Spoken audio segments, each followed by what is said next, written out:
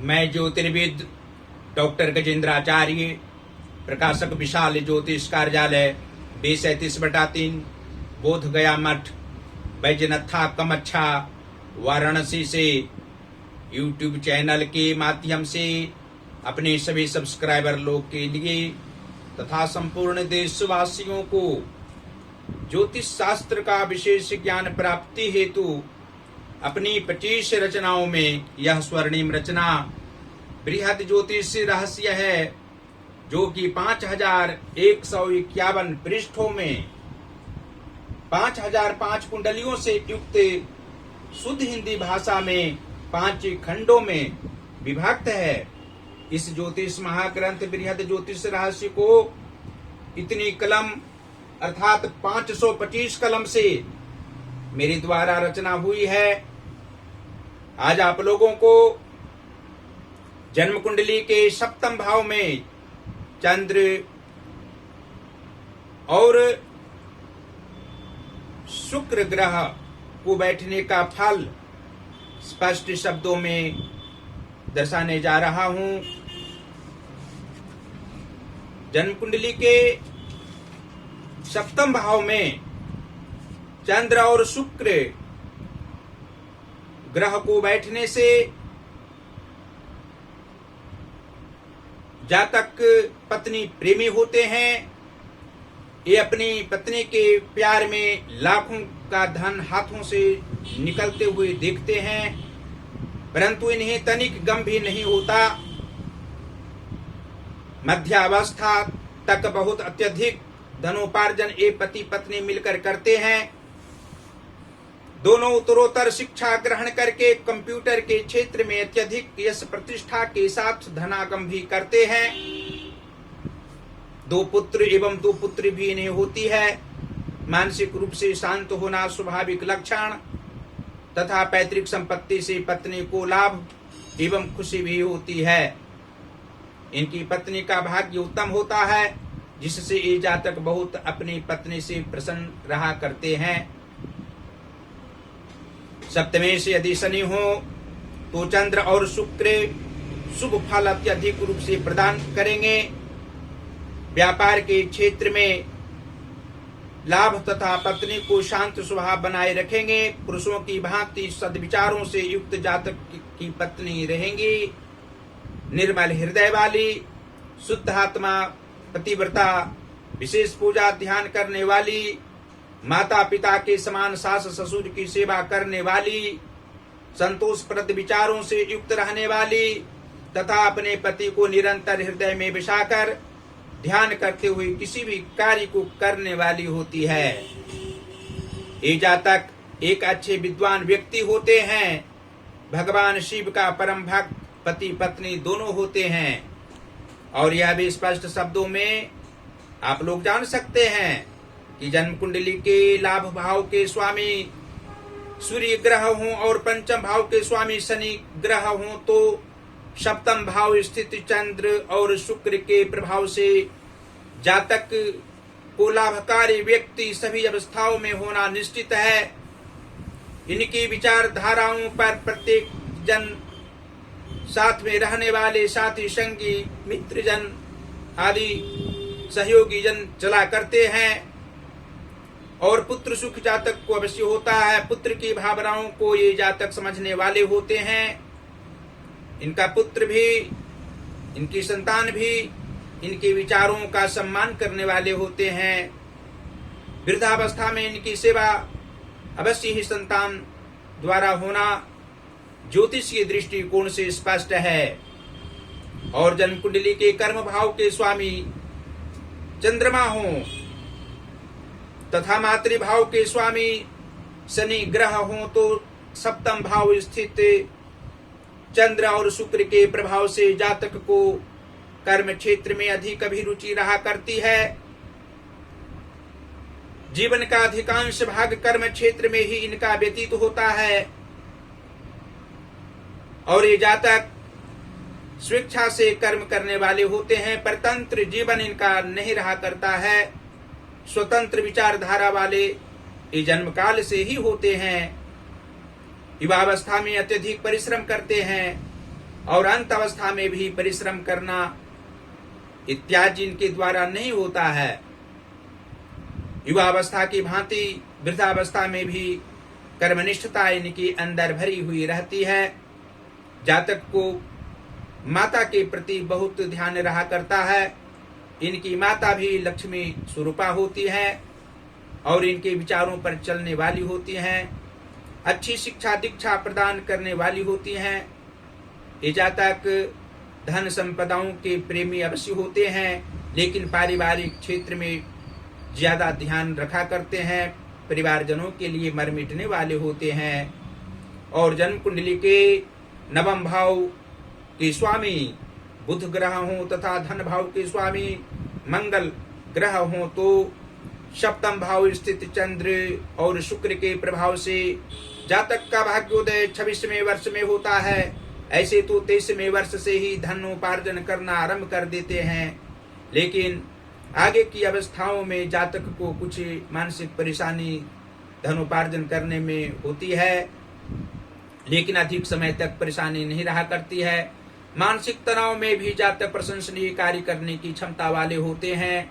धन का अभाव रहने पर भी मानसिक तनाव इनमें नहीं होना स्वाभाविक है। धन प्राप्ति के लिए अधिक परिश्रम करते हैं, अभिरुचि पूर्वक कर्म क्षेत्र में समय व्यतीत करने वाले होते हैं।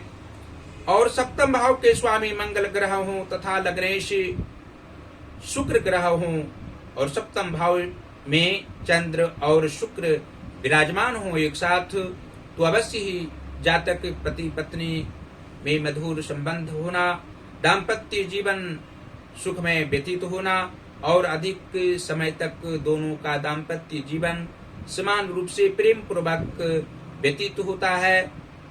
सभी प्रकार के सांसारिक सुख प्राप्त होते हैं। पारिवारिक क्षेत्र में एकता बनी हुई रहती है।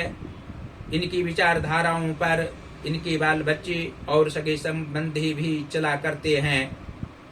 और अंत में फिर आप लोग यह जान सकते हैं कि जन्म कुंडली के पराक्रम भाव के स्वामी गुरु बृहस्पति हों और रोग व शत्रु भाव के स्वामी भी गुरु बृहस्पति हों, अर्थात धनु राशि का पराक्रम भाव हो और मीन राशि का शत्रु व रोग भाव हो, तो सप्तम भाव स्थित चंद्र और शुक्र के प्रभाव से जातक को पराक्रम की भावना अवश्य ही मन मस्तिष्क में बनी हुई रहती है। किसी से छल कपट करने वाले नहीं होते हैं। सामाजिक क्षेत्र में कार्य करना भी इनके लिए स्वाभाविक बात होती है और जातक को मित्र सुख भी प्राप्त होता है, लेकिन कोई ऐसे भी मित्र होते हैं जो इनसे छल कपट करने वाले होते हैं। इनकी विचारधाराओं से अलग उसकी विचारधारा होती है, इसलिए जातक को मित्रों से सावधान रहने की आवश्यकता होती है। और अंत में फिर यह आप लोग जान सकते हैं कि जन्म कुंडली के अष्टम भाव के स्वामी शुक्र ग्रह हो तथा व्यय भाव के स्वामी बुध ग्रह हो, तो सप्तम भाव स्थित चंद्र और शुक्र के प्रभाव से जातक को मानसिक परेशानियों के मध्य में भी प्रसन्नता अवश्य ही बनी हुई रहती है। ये अपव्यय धन का करने वाले जानबूझकर नहीं होते हैं और जातक की आयु मध्यावस्था के उपरांत तक अवश्य ही रहा करती है। और जन्म कुंडली के नीच भावों में यदि उच्च ग्रह बैठे हों तथा उच्च भावों में पापक ग्रह बैठे हों, तो सप्तम भाव स्थित चंद्र और शुक्र के प्रभाव से कुछ शारीरिक कष्ट आकस्मिक रूप से हो सकता है। मानसिक परेशानी भी पारिवारिक क्षेत्र में आ सकती है और आर्थिक तंगी भी हो सकती है। इसलिए जातक को मंगलवार के दिन अवश्य ही हनुमान जी की आराधना करनी चाहिए। यदि जातक की जन्म कुंडली स्त्री वर्ग की जन्म कुंडली हो तो माता भगवती की आराधना मंगलवार को अवश्य करनी चाहिए। मंगलवार को आराधना करने से अवश्य ही मनोवांछित फल किसी भी काल में प्राप्त हो सकता है। शारीरिक कष्ट नहीं होना और मानसिक परेशानी दूर हो जाना मंगलवारी व्रत करने से अवश्य ही ज्योतिषी दृष्टिकोण से स्वाभाविक बात समझनी चाहिए। और भगवान शिव की आराधना अवश्य ही पंचाक्षरी मंत्र या षडाक्षरी मंत्र से आवाहन 3 माला प्रत्येक दिन जाप करने से मनोवांछित फल प्राप्त हो सकता है। शारीरिक कष्ट किसी भी रूप में भगवान शिव की आराधना करने से नहीं रहेगा। साथ ही सूर्य का आवाहन, सूर्य का ध्यान अवश्य ही रविवार को जातक को करने से सभी प्रकार के सांसारिक सुख प्राप्त होंगे। मुख्य रूप से शारीरिक कष्ट कदापि नहीं होगा।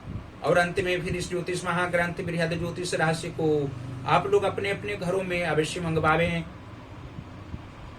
किसी भी स्थान पर, किसी भी संस्थान में इस ज्योतिष महाग्रंथ बृहद ज्योतिष रहस्य को रखा जा सकता है। इसके अध्ययन करने से अवश्य ही पाठकगण को ज्योतिष शास्त्र का विशेष ज्ञान प्राप्त होगा।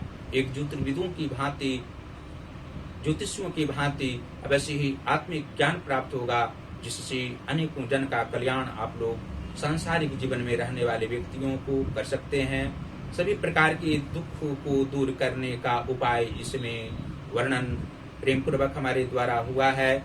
आप लोग सीधा संपर्क हमसे इसको मंगवाने के लिए कर सकते हैं।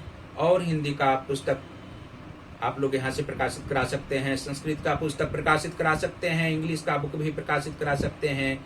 हमसे सीधा संपर्क आप लोग करें। पहला संपर्क का नंबर है जो मेरा व्हाट्सएप नंबर है 9451228747। और दूसरा नंबर है जो मेरा पेटीएम नंबर है 8840761792। और आप लोग को हम बताना चाहते हैं, आप लोग के संज्ञान में,